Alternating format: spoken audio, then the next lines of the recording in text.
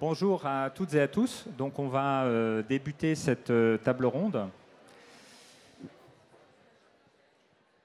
Donc cette table ronde va traiter de la question de pourquoi, comment changer la façon de compter à plusieurs niveaux, que ce soit au niveau micro des entreprises, au niveau macro du PIB. Et pour ce faire, nous avons le plaisir, l'honneur donc d'avoir autour de cette table Hervé Begbo, Stanislas Potier et Alain Lemoulec, qui donc se présenteront bien mieux que je pourrais le faire. Alors malheureusement, Cyprien Ionescu, qui est donc responsable du capital naturel au sein du WWF, ne peut pas être présent parmi nous pour des raisons personnelles. Et donc après discussion, il m'a donc proposé que je parle pour lui. Donc j'essaierai de faire au mieux, voilà, de ne pas trop trahir sa pensée et ce qu'il voulait dire ce soir. Donc pour ma part, donc je suis Alexandre Rambaud, je suis ancien chercheur à AgroParisTech, chercheur au CIRED, et je co-dirige la chaire comptabilité écologique, qui est notamment portée par AgroParisTech, Dauphine, l'Université de Reims et l'Institut Louis Bachelier. Et depuis l'année dernière, je suis directeur scientifique du CERCES, qui est le Cercle des comptables environnementaux et sociaux. Donc pour lancer cette table ronde, donc là on est ensemble pendant 1 heure. Donc l'idée c'est d'avoir une table qui dure à peu près 45 minutes pour qu'il y ait 40-45 minutes pour qu'il y ait un quart d'heure, 20 minutes d'échange avec vous. Donc pour lancer cette table ronde, en fait, je vais proposer 2 tours de questions. Un premier type de question qui sera sur le pourquoi. Pourquoi donc changer la façon de compter. Un deuxième tour de table sur le comment. Comment est-ce qu'on peut faire selon différents points de vue.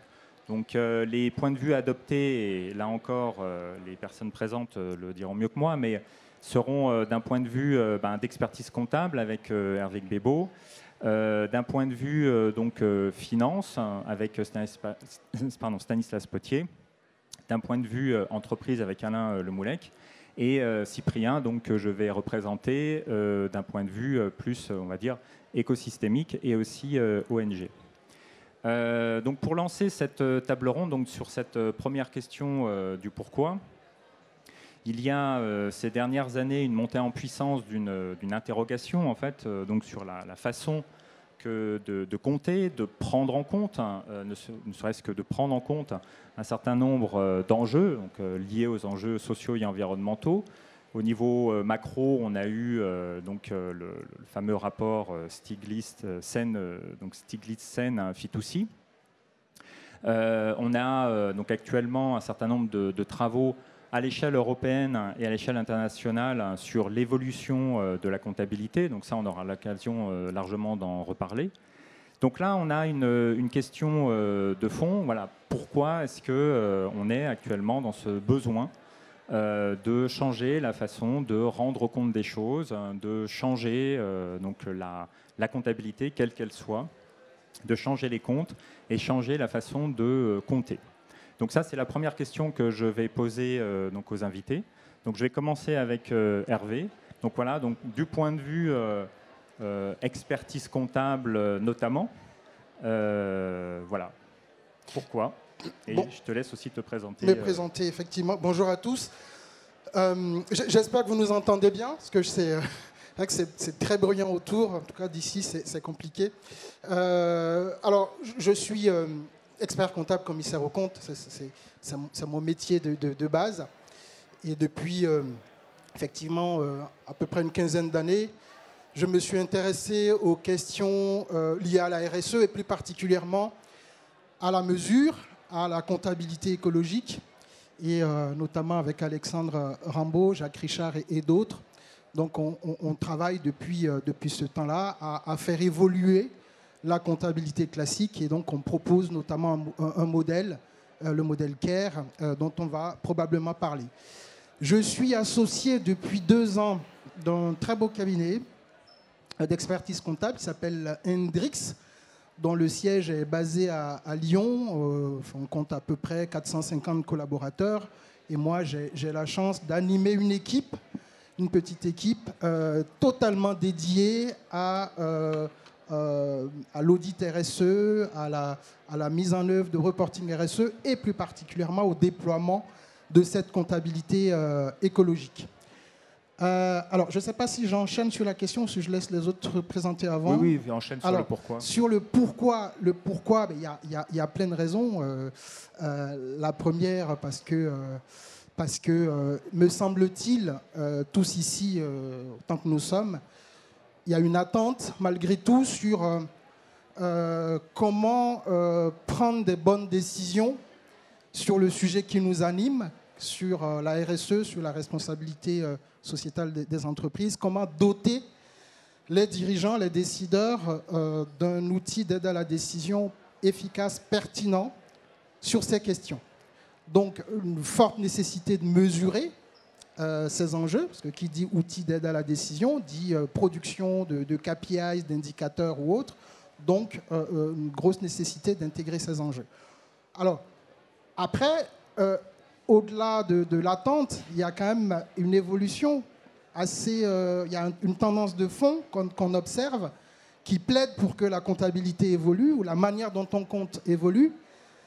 La première, c'est effectivement les évolutions réglementaires. On a eu la loi Pacte, on a le changement de l'objet social, de la définition de l'objet social d'une entreprise, où on dit clairement aujourd'hui, l'objectif d'une entreprise dépasse l'unique recherche de la rentabilité financière, qui demeure, qui reste présent. En tant qu'expert comptable, je ne vais pas aller contre cet objectif-là, qui est très important pour une entreprise, évidemment. Mais il faut aussi, et c'est la loi Pacte, article 1133 du Code civil, qui dit qu'il faut aussi que l'entreprise adresse d'autres objectifs, les objectifs environnementaux et sociaux. On ne peut pas dire ça aujourd'hui. Il faut adresser les objectifs financiers, environnementaux et sociaux et avoir une comptabilité qui ne parle qu'au premier objectif, c'est-à-dire qui ne parle qu'aux parties prenantes intéressées par la question financière, notamment les actionnaires. Donc, ça plaide là aussi pour que, évidemment, la comptabilité évolue.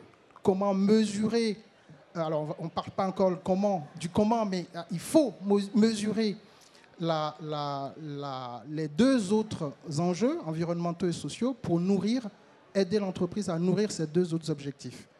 Et puis enfin, quand je parle de tendance de fond, là aussi c'est au niveau réglementaire, notamment au niveau européen, et nous on est ravis, qui travaillons notamment sur le modèle CARE, c'est que cette tendance qu'on observe, d'abord la DPEF, où on passe d'un reporting RSE à la notion de performance extra-financière, donc le message était intéressant. Il y a le fait que c'est désormais les normalisateurs comptables au niveau européen de la comptabilité financière classique qui portent la question extra-financière. Enfin, au-delà de la DPEF, on a aujourd'hui le CSRD, qui est le dispositif qui va arriver prochainement, qui va remplacer la DPEF, qui renforce aussi cette idée de performance. Mais surtout, il y a la taxonomie verte européenne, où là, clairement, on rentre dans les comptes de l'entreprise et on essaye d'expliquer, bien sûr, à la fois à travers des indicateurs, des critères techniques, mais aussi des KPI financiers, chiffre d'affaires, CAPEX, OPEX. On essaye d'expliquer la part verte des activités, enfin de l'activité de l'entreprise. Donc tout ça fait que il paraît difficile aujourd'hui de ne pas faire évoluer la comptabilité financière classique, les normes comptables.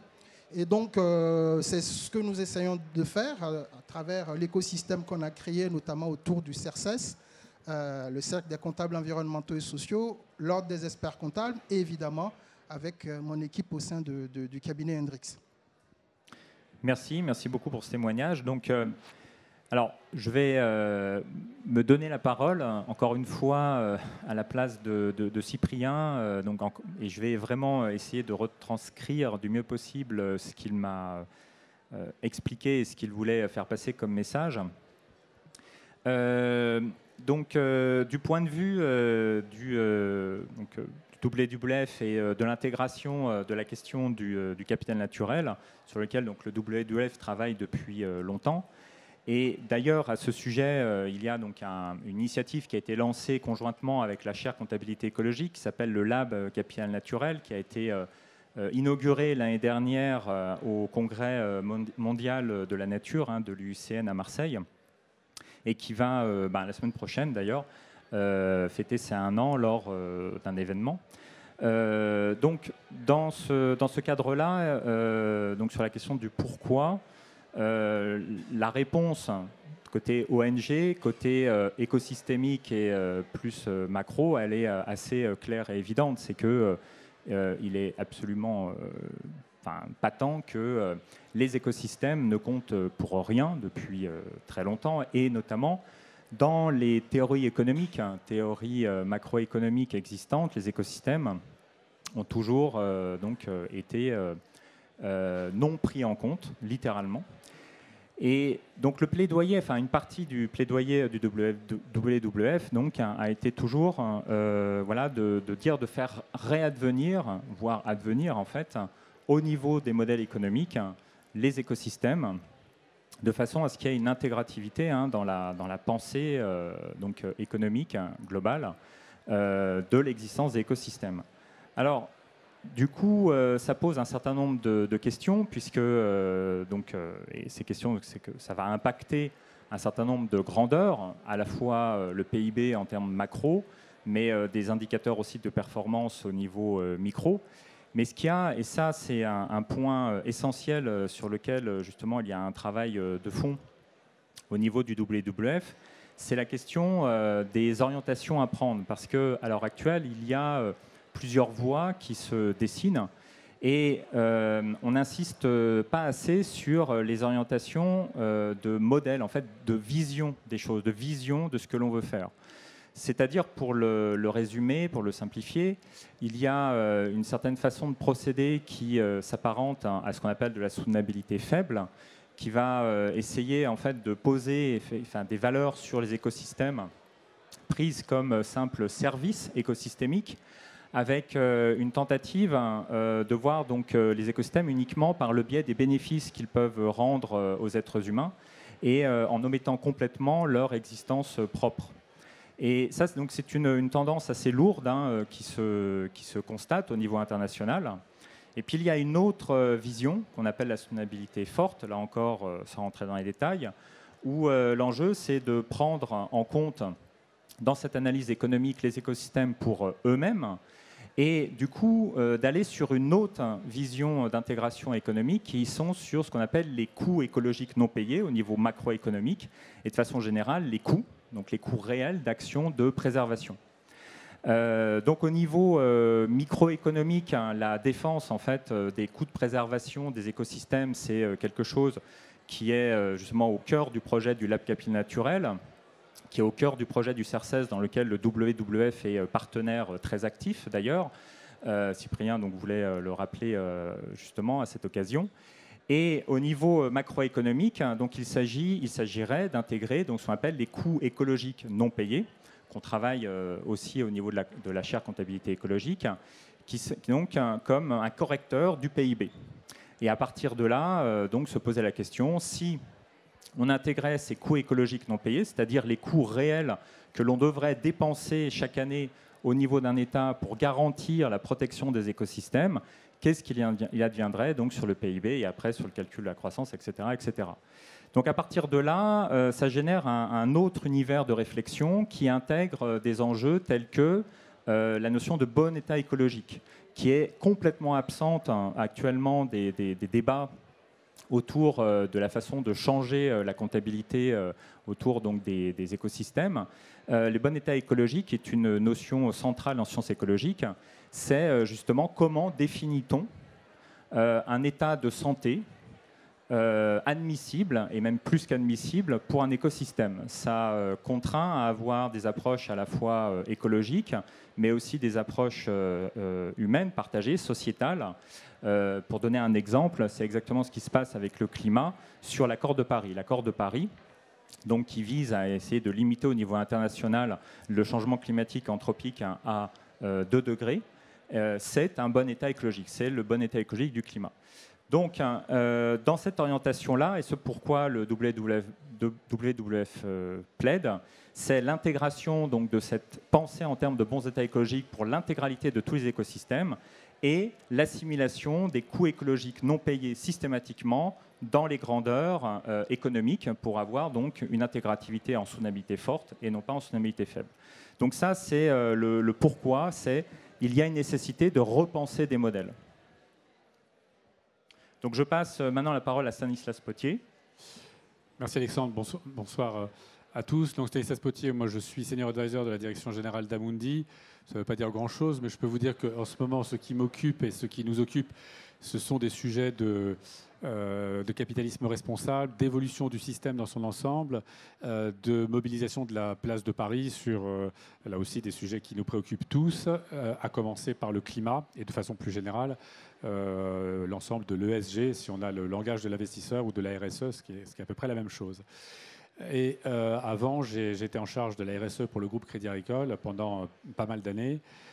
Et puis, auparavant, un passage un peu exotique, on va dire, après plusieurs années en cabinet ministériel, notamment aux côtés de Christine Lagarde.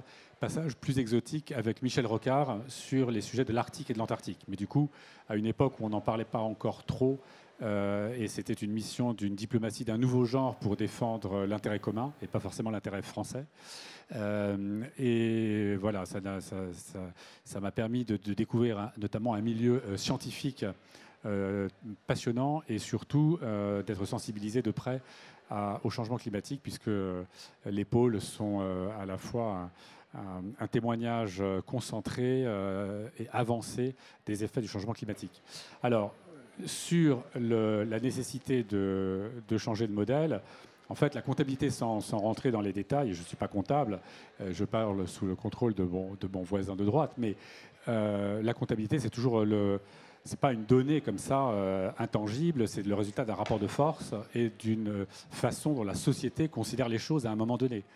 Donc il ne vous aura pas échappé que, notamment en Europe, on a changé un peu de vision comptable ces dernières décennies sous la pression en fait, d'une approche anglo-saxonne et qui considère la valeur d'une façon différente, avec une immixtion finalement du marché des capitaux, du marché des actions, dans l'évaluation de la valeur d'une entreprise. Ça change considérablement la façon dont ensuite on prend des décisions stratégiques ou au jour le jour.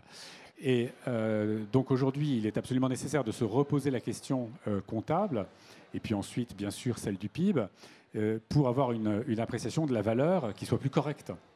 Et pour un investisseur, c'est absolument essentiel, puisque l'investisseur, il détermine l'actif dans lequel il va investir en fonction de sa qualité, en fonction de sa qualité future, et sur la base d'éléments qui sont à la fois robustes et qui sont comparables.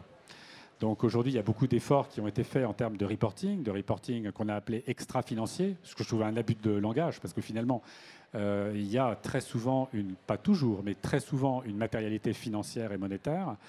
Et on voit bien qu'on arrive un peu à la limite de l'exercice parce qu'on a des informations qui sont très disparates, qui ne sont pas toujours de bonne qualité et qui du coup aussi ne sont pas comparables, ce qui rend le travail de l'investisseur vraiment très compliqué.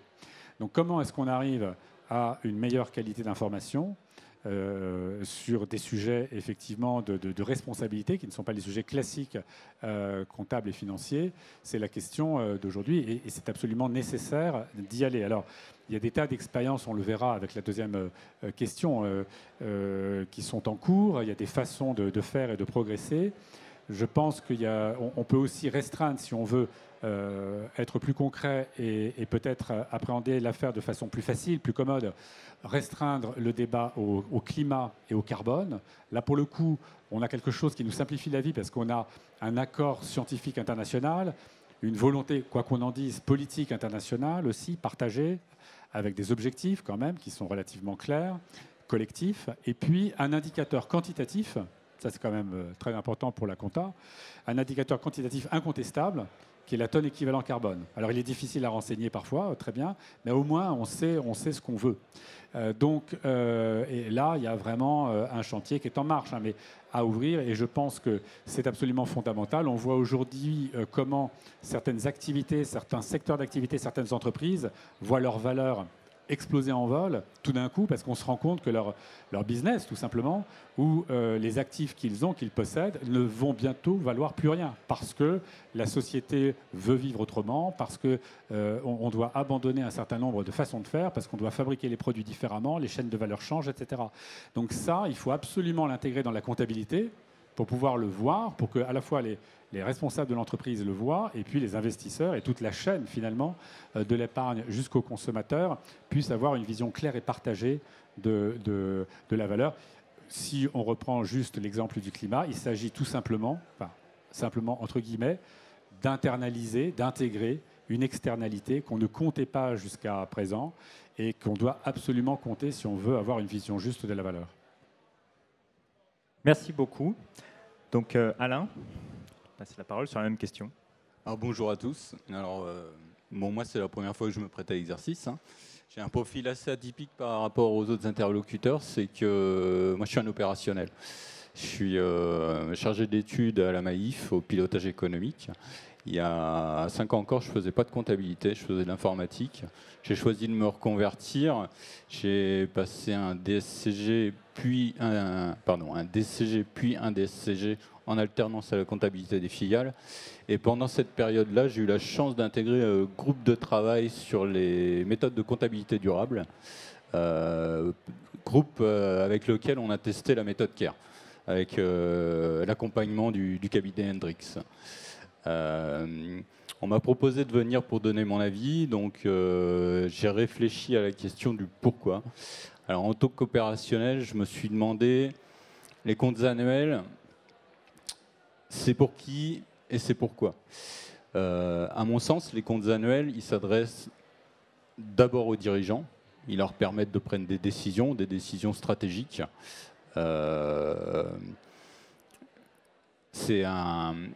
Pour moi, c'est un des éléments fondamentaux dans la prise de décision dans la plupart des entreprises. Alors, ce n'est pas forcément le cas à la Maïf, puisque la Maïf elle a pris d'autres engagements, donc elle va mesurer d'autres enjeux. Mais je pense que globalement, aujourd'hui, les comptes annuels font encore référence dans beaucoup d'entreprises. Ça s'adresse également aux autorités fiscales, par exemple. Si un jour on veut mettre en place des incitations pour les entreprises, est-ce que ça ne serait pas intéressant de faire évoluer les comptabilités ? Ça s'adresse aux parties prenantes, aux différentes parties prenantes de l'entreprise, les salariés, les partenaires. Alors les partenaires, c'est un sujet intéressant, je trouve, parce que dans le cadre d'une politique d'achat responsable, comme on peut l'avoir à la Maïf, c'est vrai que nos fournisseurs, on leur adresse des questionnaires pour savoir leur niveau d'engagement sociétal et environnemental. Est-ce que ça ne serait pas intéressant, à partir des comptes annuels, d'avoir déjà un certain nombre d'informations sur leurs impacts, sur leurs engagements au niveau sociétal et environnemental, justement pour pouvoir gagner du temps dans cette relation. Ça s'adresse également au public. Alors c'est beaucoup plus rare. Je pense que assez peu de gens prennent les comptes annuels d'une entreprise pour évaluer sa situation, mais ça reste un document public. Et en fait, ces comptes annuels, ils sont basés sur une norme. Et je pense que le fond du problème, pour moi en tant que comptable, il est là. C'est que nous, opérationnels, on applique une norme. La norme, elle est définie par des autorités, l'autorité réglementaire, l'ANC, si je ne dis pas de bêtises pour les normes comptables, sous le contrôle du régulateur. Et cette norme, elle a très peu évolué depuis énormément d'années, alors qu'aujourd'hui, on est quand même dans un environnement qui change très vite. Et beaucoup de choses évoluent, donc il y a beaucoup de rapports extra-financiers effectivement qui ont vu le jour, hein, Stanislas en a parlé, mais la comptabilité reste quasiment exclusivement orientée sur la performance financière. Donc c'est là où je me pose la question. Est-ce que je fais aujourd'hui, est-ce que je produis aujourd'hui, est-ce que ça a encore du sens pour faire face aux nouveaux enjeux auxquels font face justement les entreprises. La Maïf est devenue société à mission en 2020.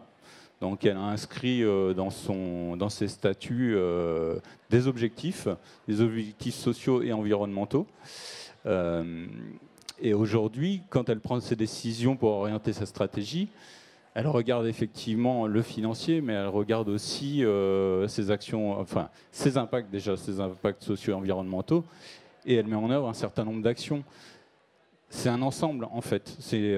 Pour moi, c'est l'intérêt de l'entreprise aujourd'hui, c'est de mesurer sa performance financière, sociale et environnementale. Et c'est là où je me dis que quelque part, les comptes annuels, est-ce qu'ils ne pourraient pas évoluer justement pour tendre vers cet objectif? Alors merci pour ces premiers témoignages. Donc maintenant, voilà, après cette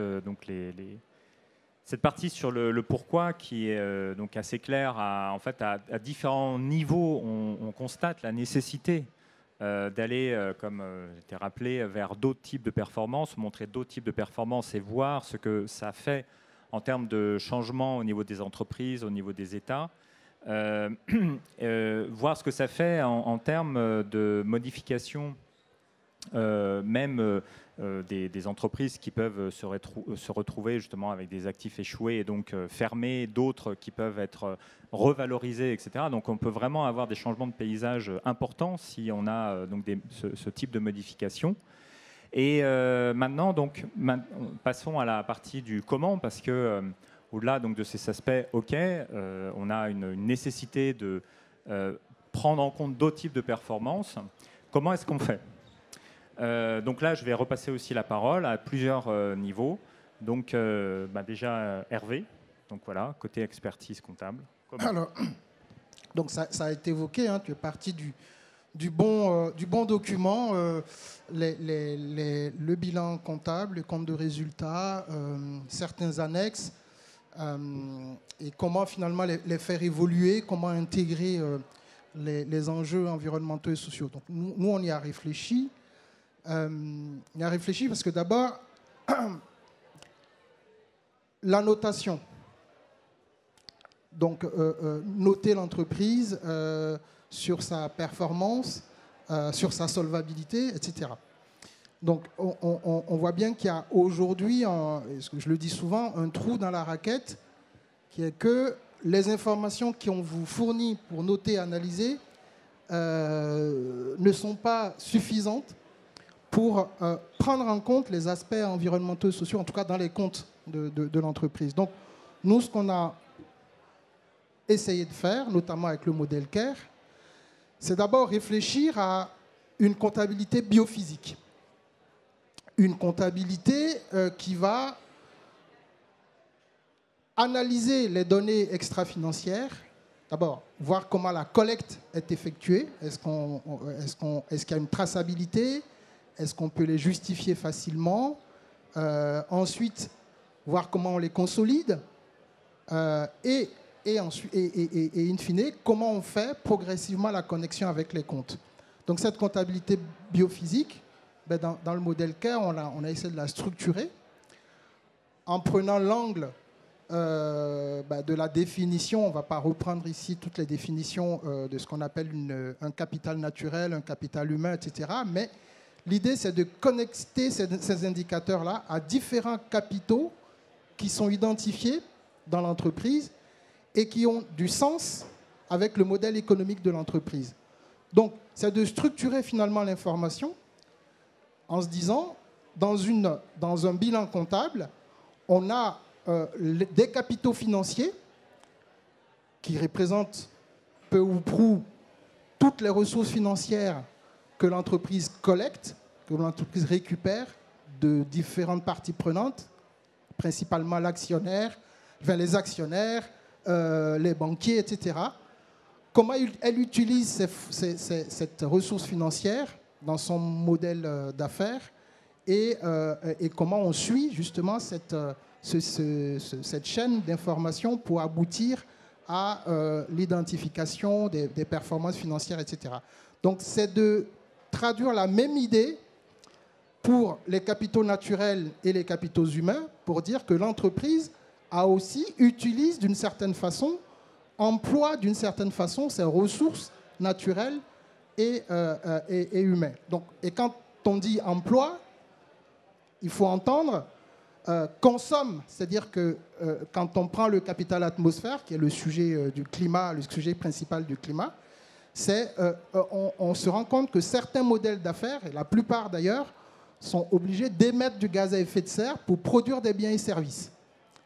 Donc, c'est de représenter le fait qu'il y a une consommation de capitaux naturels qui ne sont pas identifiés dans les comptes. Donc, le modèle, la comptabilité, identifie le fait qu'on consomme du capital financier, mais on ne représente pas cette consommation des capitaux naturels. D'accord ? Même chose pour les capitaux humains. Et donc, cette représentation en 3 dimensions des comptes permet de pouvoir tracer l'ensemble des informations qui montrent comment le modèle économique interagit avec tous les écosystèmes qu'on a cités, bien sûr, le naturel, l'humain, le financier. Après vient la question de la valorisation. Donc il y a la structuration de l'information, donc en 3 dimensions comme ça. Ensuite, comment on valorise? Donc il y a la question de la valorisation qui est centrale. Donc évoqué tout à l'heure les IFRS. Et effectivement, il y a une vraie évolution des normes comptables depuis des années avec une tendance vers les IFRS. On ne va pas définir ici les IFRS, mais globalement, c'est une façon de valoriser les éléments dans la comptabilité en considérant la création de valeur et principalement la création de valeur actionnariale. Et quelque part, la RSE devient quelque chose, un élément de plus, soit dans cette création de valeur actionnariale, soit, si on le gère mal, une destruction de valeur actionnariale. D'accord ? Donc, l'idée d'Anker, c'est de sortir un peu de cette vision IFRS. Et heureusement pour nous, il y a d'autres normes qui traduisent les choses un peu différemment. La norme enco-historique, qui va plutôt s'orienter vers l'évaluation, la valorisation, et Alexandre le disait, des dettes écologiques. Donc on va représenter les dettes écologiques dans les comptes, ce qui n'est pas une mauvaise chose. Souvent, ça fait peur quand on parle de dettes écologiques. Mais les dettes écologiques, c'est quoi? C'est uniquement la représentation des consommations de capitaux que j'ai évoquées à l'instant. D'accord? Et donc, ces représentants de capitaux, c'est de voir à travers les comptes comment l'entreprise, progressivement, devient solvable vis-à-vis de ses actionnaires, mais vis-à-vis des représentants des capitaux naturels et des capitaux humains. Donc, voilà schématiquement comment on souhaite nous faire évoluer la comptabilité. Il y a plusieurs propositions qui sont sur la table, hein, mais nous, notre vision, elle est celle-là. Merci. Alors, je me remets dans la peau de Cyprien Ionescu. Donc, sur le comment... Il y a une vague ressemblance, quand même. Ah, écoute, c'est gentil, je le prends très bien. Donc, là encore, donc, le message qu'il voulait transmettre, c'est que il y a un certain nombre d'outils existants qui sont là aussi pas tous très connus. Qu'on aille donc de l'approche micro jusqu'à l'approche macro en passant par l'approche, on va dire, méso au niveau des écosystèmes, d'outils existants, donc de comptabilité dite en soutenabilité forte. C'est-à-dire qu'on ne part pas de rien. Et notamment, par exemple, au niveau macroéconomique, on a des travaux, le WWF donc, est impliqué dans beaucoup de travaux autour de ce qu'on appelle l'IS-GAP, c'est-à-dire l'Environmental Sustainability Gap, donc l'écart de soutenabilité environnementale, qui est un outil qui est développé depuis de nombreuses années, notamment à la base par un chercheur qui s'appelle Paul Ekins et qui après a une équipe autour de lui, et qui essaye donc de mesurer justement des écarts de durabilité, de soutenabilité forte en termes biophysiques notamment, mais pas que. Et donc là, un niveau macro, et à partir de là, d'avoir une base pour évaluer donc les coûts qu'il serait nécessaire pour réduire cet écart, par exemple. Donc on a ça. On a à un niveau écosystémique ce qu'on appelle la comptabilité écosystème centrée, qui là va chercher sur des socio-écosystèmes, c'est-à-dire des écosystèmes dans lesquels vous avez des acteurs qui, d'une façon ou d'une autre, contribuent négativement ou positivement à un résultat écologique. Si on prend l'exemple d'un bassin versant, vous avez donc dans un bassin versant plusieurs masses d'eau, vous avez un cycle de l'eau dans un bassin versant, et vous avez donc plein d'acteurs, des entreprises, des individus, qui, sans le savoir, en fait, sont de fait en train d'organiser ces socio-écosystèmes et vont conduire à éventuellement soit trop impacter sur le cycle de l'eau, soit avoir un impact positif. Et donc toute la question, c'est comment on structure justement ces impacts, comment on structure ces contributions. Et donc là, il y a des travaux très intéressants et en cours dans lesquels le WWF est impliqué sur donc, cette comptabilité dite socio-écosystème centrée. Et vous avez après tout l'ensemble des travaux sur les SBTN, donc les Science Based Target Network, qui essaye donc d'appliquer au niveau des entreprises et des collectivités territoriales des outils de gestion basés sur la science, donc avec des objectifs basés sur la science. Et si on continue, donc si vous voulez, là on est passé ISGAP, donc à un niveau macro, écosystème centré à un niveau méso-écosystémique. Les SBTN, c'est entre méso et micro, et au niveau micro, donc la connexion avec CARE, dans lequel donc le WWF est partie prenante. Et donc on voit en fait un enchaînement d'outils qui commence à se mettre en place, qui se connectent. Le Lab Capital Naturel, par exemple, travaille activement sur la connexion entre SBTN, donc les Science Based Target Network, et CARE. Et il y a d'autres projets qui connectent à d'autres niveaux. Et donc il y a tout un écosystème qui commence à apparaître, littéralement, de connexion d'outils, de comptabilité différentes, alignées sur la soutenabilité forte. Et donc c'est voilà, la réponse au comment dans lequel donc, est fortement impliqué le WWF à l'heure actuelle. Donc je passe la parole maintenant à Stanislas. Oui, sur comment, il faut être conscient que c'est une véritable révolution. C'est-à-dire que je pense que, encore une fois, sous le contrôle d'Hervé et aussi de mon voisin de gauche, il y a eu l'invention de la comptabilité en partie double au XVIe siècle, Luca Pacioli. Ça se passe entre Bologne et Venise. Et c'est ça qui permet quand même un développement du capitalisme. Depuis, voilà, il y a eu des aménagements. Et là, c'est quelque chose qui est aussi majeur que ce qui s'est passé au XVIe siècle. On est vraiment en train d'essayer de penser une nouvelle comptabilité qui va, encore une fois, pour la première fois, vraiment refléter une nouvelle façon de penser l'action humaine dans la nature, etc. Et la façon, encore une fois, dont on évalue la contribution et la valeur d'une entreprise dans la société. Quelle valeur elle crée, comment on la mesure, etc. Alors aujourd'hui, ça a été évoqué, il y a pas mal d'initiatives, c'est foisonnant, c'est compliqué, et je pense qu'il faut avoir en tête que la norme est en train de se créer de façon très compliquée un peu partout. On n'est plus, comme on l'était par le passé, dans un plan national comptable, une autorité nationale qui dit c'est comme ci, c'est comme ça, des filières qui réfléchissent ensemble par secteur d'activité, et on y va. Et voilà. Ce qui était très bien d'ailleurs, parce que moi, on avait les idées claires et on avait des objectifs clairs. Là, maintenant, vous avez tout un tas d'initiatives, plutôt privées, poussées par des entreprises, des cercles académiques, etc., ou des ONG. On vient d'en avoir plusieurs exemples.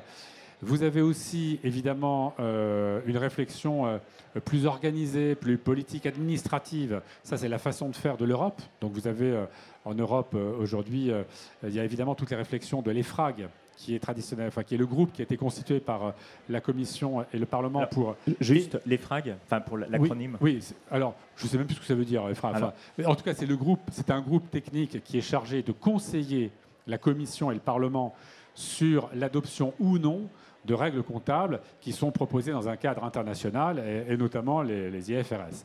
Et bon, il est chargé aussi ensuite, plus ou moins, de représenter les institutions européennes.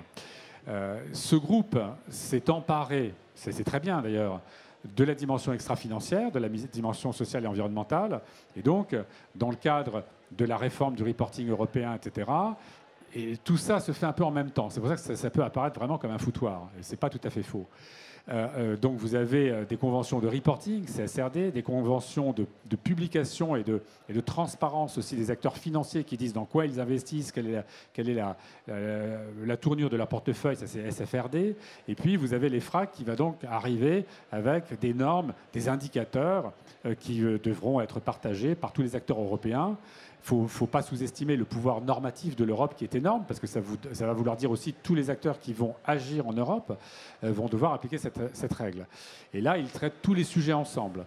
Mais en parallèle, vous avez aussi des groupes très puissants, et notamment les anglo-saxons, qui sont toujours très forts pour monter assez vite des choses très opérationnelles, plutôt pratiques pour les acteurs de marché, et donc qui associent des entreprises, des financiers et des universités, avec beaucoup de moyens.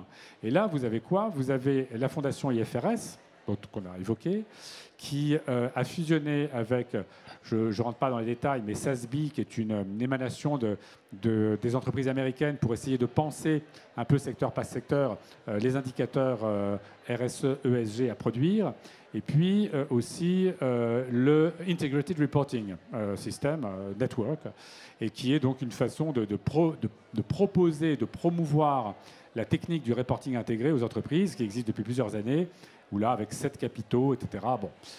Donc, bref, tout ça ensemble, et ils réfléchissent en ce moment à un cadre qu'ils vont proposer à la fin de l'année avec un nouvel organe spécialisé sur ces sujets de responsabilité qui est ISSB.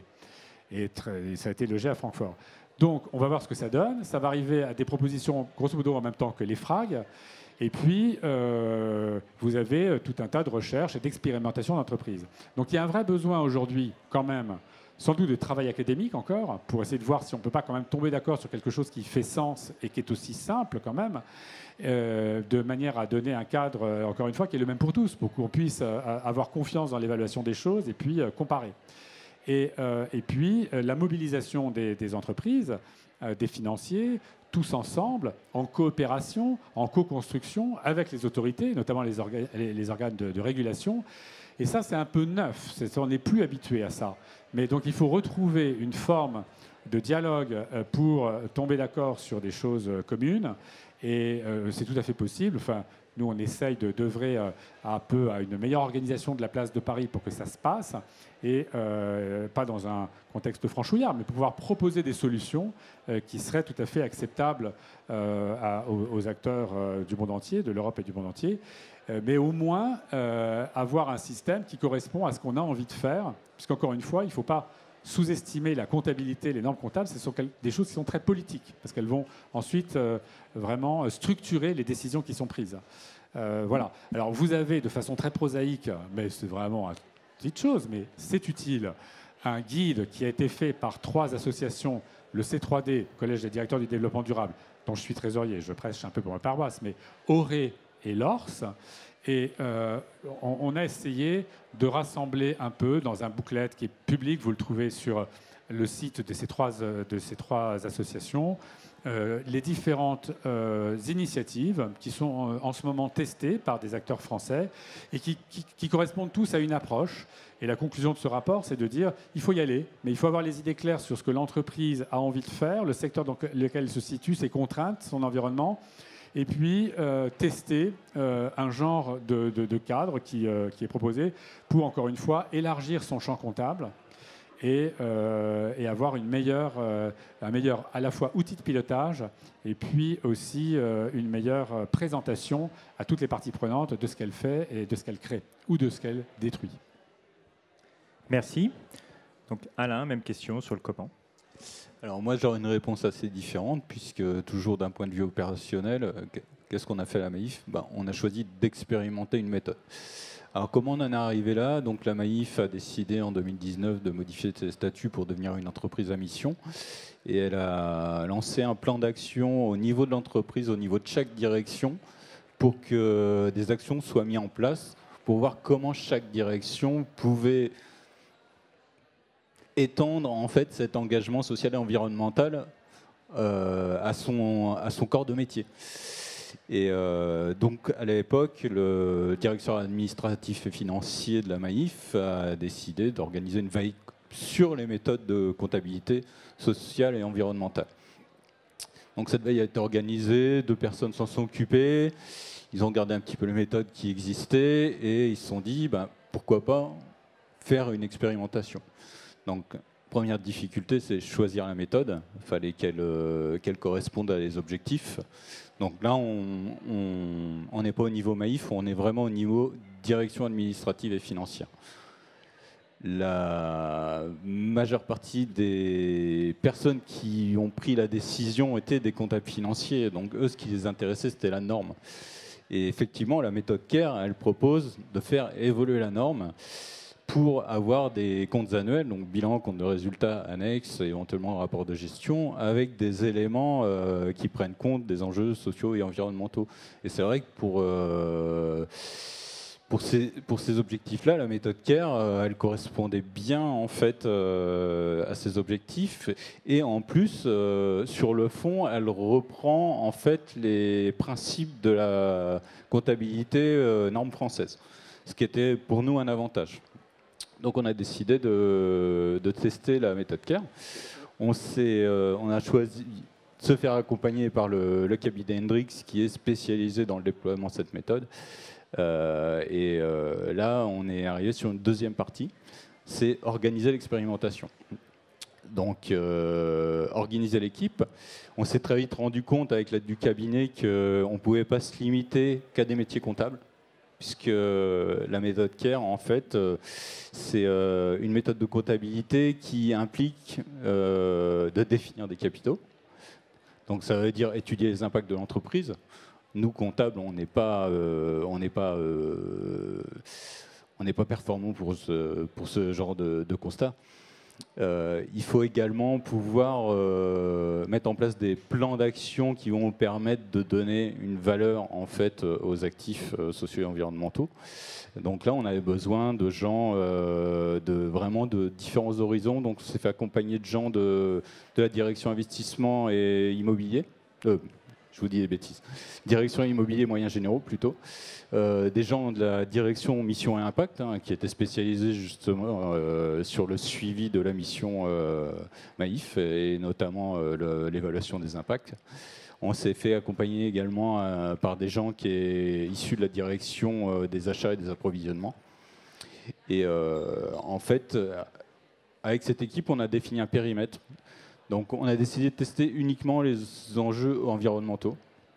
Et c'est vrai qu'on a très vite été confronté à un problème, c'est notre capacité à évaluer nos impacts et notre capacité à les suivre en fait. Parce qu'il faut définir un certain nombre d'indicateurs pour pouvoir justement comptabiliser. Et effectivement, ça implique, et c'est là où le comment prend son sens, c'est que pour les entreprises, changer la norme, ça va avoir des implications. Des implications en termes de suivi des indicateurs, de définition des impacts. C'est là où on attend de la norme, justement, qu'elle nous aide, qu'elle nous fournisse un référentiel d'impact auquel on peut être soumis, référentiel d'indicateurs qui peut nous aider, comment mettre en place ce suivi. Et alors, on a quand même réussi, puisqu'on avait quand même déjà pas mal de choses mises en place à la Maïf, à récupérer un certain nombre d'informations. Donc on s'est concentré sur des capitaux qui nous paraissaient accessibles, sur un périmètre parfois limité au niveau du siège de l'entreprise, parfois sur l'ensemble des sites de la Maïf. Et ça nous a permis de produire un bilan et compte de résultats aux normes CARE, prenant en compte les enjeux environnementaux. Donc, alors, c'était intéressant en fait. D'ailleurs, ça pouvait être surprenant. Et c'est là où on se rend compte que la définition des objectifs, c'est pas si simple. parce que notamment sur l'occupation des sols, on s'est retrouvé avec une dette assez conséquente par rapport aux autres capitaux, alors que pour autant, la Maif n'est pas très gourmande en surface. Et en fait, après la restitution, on en a rediscuté tous ensemble, le groupe de travail, et on s'est dit, est-ce qu'au niveau de l'objectif, on n'a pas placé la barre un peu trop haute? La barre un peu trop haute, c'était retransformer 100% des sols actuellement occupés par la Maif, de les remettre à l'état naturel. Est-ce que c'est raisonnable? Je ne pense pas. Voilà. Donc, on a fait une expérimentation sur un exercice rétroactif. On avait pris l'exercice 2019, on a fait ça en 2020 avec l'accompagnement du cabinet. Donc, le cabinet nous a beaucoup aidé dans les travaux, la restitution. Pour l'instant, on n'a pas fait de deuxième année d'expérimentation parce que, pour des raisons purement organisationnelles, hein, le DAF de l'époque est parti à la retraite. Un nouveau DAF a été nommé et actuellement c'est en cours de réorganisation. Mais c'est vrai que tous les gens qui ont participé au groupe de travail étaient vraiment très satisfaits du travail effectué, du travail pluridisciplinaire. C'était hyper intéressant d'échanger entre les différentes équipes, chacun son métier. On a beaucoup apprécié. Et le fait justement de donner du sens à nos actions, à notre travail, par rapport aux objectifs de l'entreprise. Ce qu'on n'avait pas forcément. Après, on a eu une limite à la Maif, et je pense que Stanislas comprendra, c'est que on s'est limité. Le problème de cette première expérimentation, c'est qu'on s'est limité aux impacts directs de l'entreprise, ce qui est un des principes de la méthode CARE. Et le problème d'une société d'assurance, c'est une société de service, et en fait, les impacts directs sont relativement faibles. Et du coup, c'est pour ça qu'on est assez impatient de partir sur une deuxième année d'expérimentation, parce que justement, on voudrait pouvoir essayer d'amener justement cette vision impact indirect, même si elle n'est pas directement présente dans le compte, on a les annexes, on peut compléter avec un rapport spécifique, voir justement comment on peut travailler. Parce que dans le comment, il y a la méthode qu'on décidera un jour de mettre en œuvre, peut-être que le normalisateur décidera d'adopter. Elle devra évoluer en fait, il faudra travailler, et je pense que c'est tout l'intérêt d'expérimenter.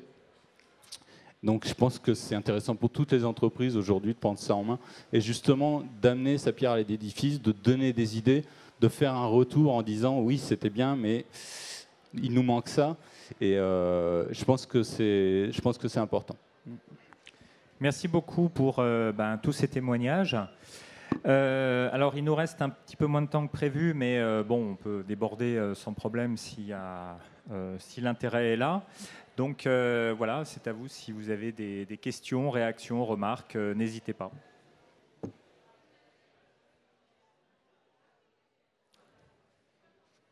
Ah, attendez. Alors, il y a déjà une question. Ah, Bonjour. Merci beaucoup pour ce plaidoyer. Moi, je me posais une question par rapport au premier draft de l'International Sustainability Standard Board qui insiste sur la notion de matérialité financière. Et ma question, c'était est-ce que pour pouvoir déterminer s'il y a un risque vis-à-vis de capital, enfin de capitaux, est-ce que les entreprises ne sont pas finalement un petit peu obligées de mettre en place une comptabilité biophysique au sens de CARE pour pouvoir voir la sensibilité ensuite du modèle d'affaires vis-à-vis de l'évolution de certains capitaux?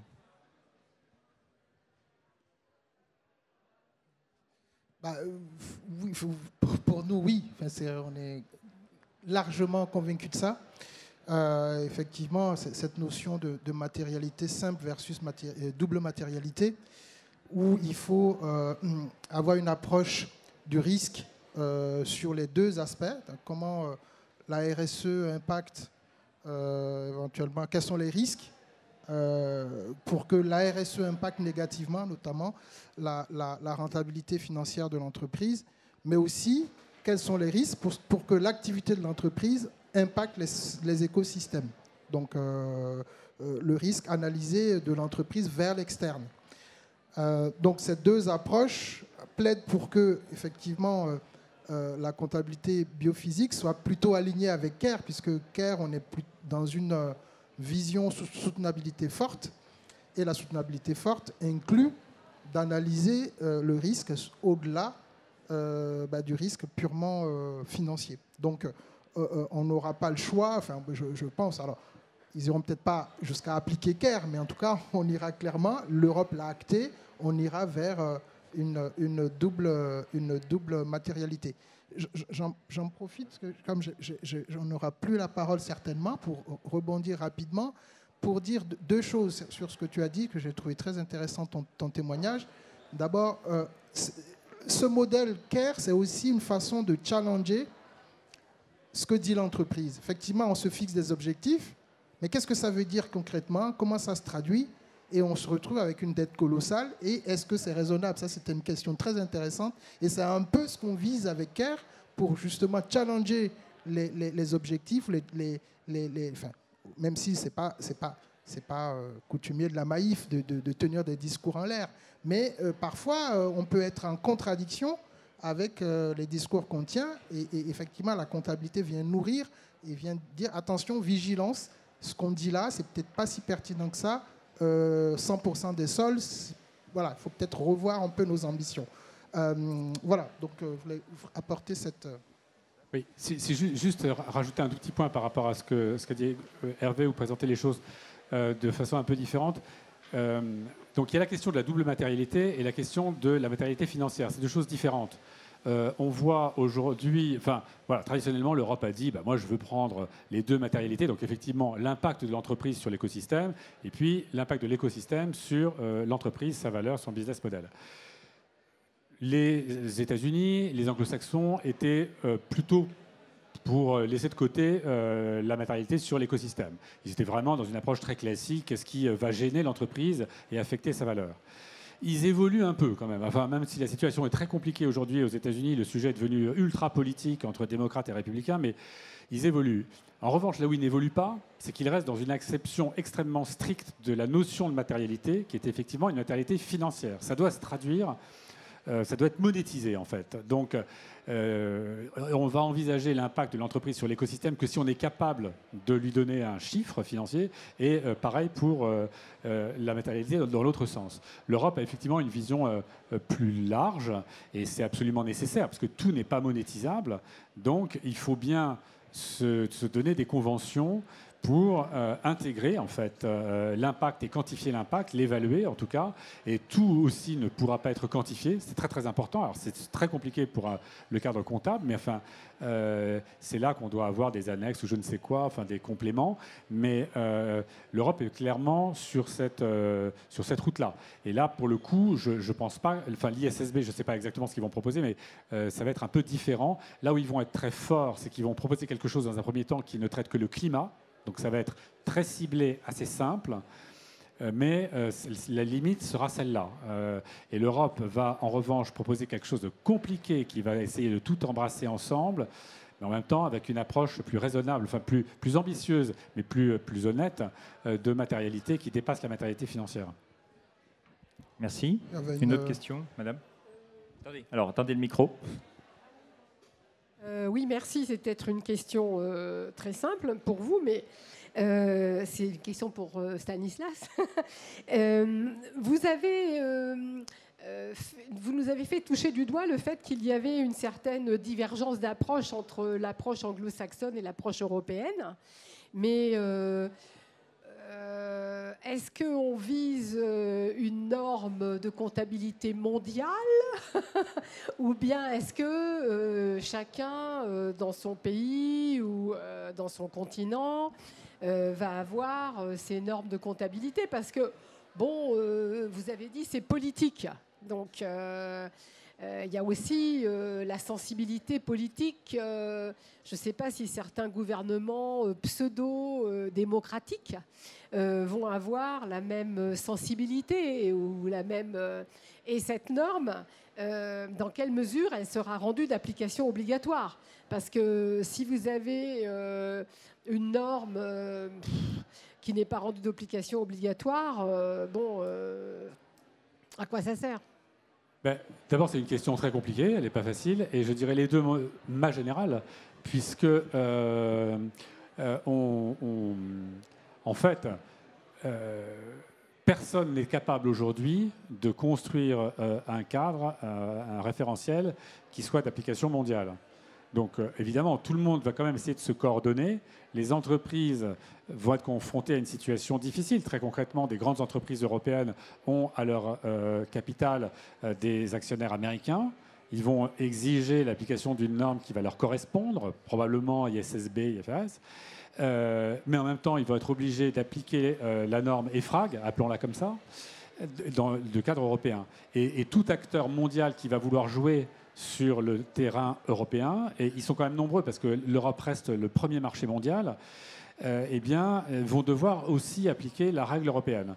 Donc, c'est bon, on table sur la bonne volonté des uns et des autres pour quand même essayer d'arriver à des choses qui soient, sinon les mêmes, du moins avec des passerelles, avec des cohérences. Et ça va dépendre des sujets. C'est pour ça que moi, je pense qu'il est quand même plus facile de s'occuper du climat en premier, parce que le climat, il n'y a pas de désaccord mondial.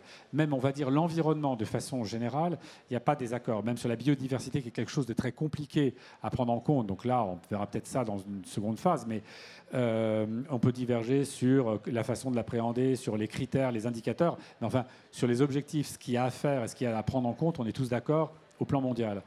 Dès qu'on touche à des affaires sociales, sociétale, de gouvernance, là, les systèmes diffèrent. Et c'est normal.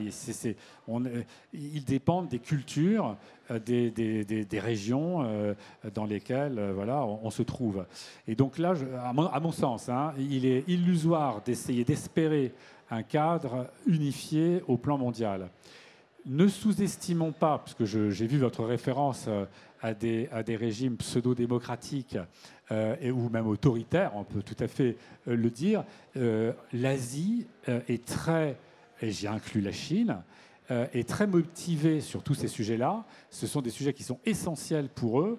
Et il y a beaucoup de réflexions en Chine, à Singapour, au Japon, en Corée du Sud, etc., pour promouvoir des nouveaux cadres, justement, aussi comptables, en fait, hein, des nouveaux référentiels qui permettent d'avoir un meilleur outillage pour les dirigeants et une meilleure appréciation de la valeur des entreprises. Et ils n'ont pas forcément envie d'appliquer les normes américaines, hein, dans le contexte actuel, etc. Donc l'Europe a une carte à jouer aussi là-dedans. C'est-à-dire qu'il y a un intérêt de l'Asie pour ce qui se passe à Bruxelles qui est réel. Et simplement, l'Europe doit être peut-être un peu plus maligne qu'elle ne l'est, un peu plus souple, avoir conscience de son pouvoir normatif, son pouvoir réglementaire, mais peut-être proposer des choses qui soient un peu plus simples aux acteurs de marché, parce que le grand avantage des Américains, et là où souvent ils gagnent, c'est qu'ils proposent des choses qui sont raisonnables à mettre en œuvre. Il faut aussi avoir ça à l'esprit. Mais voilà, je pense pour le climat, pour le carbone, c'est pas impossible qu'on arrive à quelque chose d'assez homogène. Pour le reste, j'en doute fort. Merci. On va peut-être prendre une dernière question vu le temps qui passe. S'il y a une dernière question, voilà. Bonjour, merci pour cet échange. Moi, j'avais une question. C'était dans votre problématique. Hein, vous parlez vers la fin du PIB. Pour vous, ce serait quel indicateur qui pourrait remplacer le PIB aujourd'hui ? Alors, je vais parler à la fois... Les gens ne sont pas contents au Bhoutan, tu le sais ça. Hein. Oui. Bon. Alors, je ne prendrai pas l'exemple du Bhoutan, alors vraiment pas. Non, c'est que justement, le point justement qui est notamment défendu dans les travaux qu'on a en commun entre le WWF et la chaire comptabilité écologique, c'est déjà de prendre en compte tous les coûts non payés. Ça, c'est une première chose. Donc déjà, s'il y avait une prise en compte de toutes les dettes écologiques au niveau des États, plus la correction du PIB par les coûts écologiques non payés, il faudrait déjà voir ce que ça donne. Et après, on peut discuter. Là, je parle, là encore une fois, en accord avec Cyprien Ionescu, c'est que la question, après, d'aller vers des indicateurs agrégés est beaucoup plus complexe, souvent assez décevante. Et donc des indicateurs de bonheur. Ça ne veut pas dire qu'il ne faut pas l'explorer, mais encore une fois, ce qui va être très concret, c'est quelles sont la mesure des actions qu'il faudrait faire pour atteindre des objectifs de préservation. Ça déjà, si on avait les moyens de le mesurer, de le mettre en place et de faire une correction en fait, du PIB à partir de là, on aura déjà fait un énorme chemin avant d'aller sur des indicateurs agrégés très complexes à définir, qui disent des choses... parce que quand on croise par exemple l'IDH avec l'empreinte écologique, on se rend compte que c'est Cuba qui est le mieux placé. Enfin, c'est des choses, voilà. Pour un début de réponse. Je ne sais pas s'il y a d'autres. Bon. Bah écoutez, merci beaucoup pour votre attention et donc au plaisir de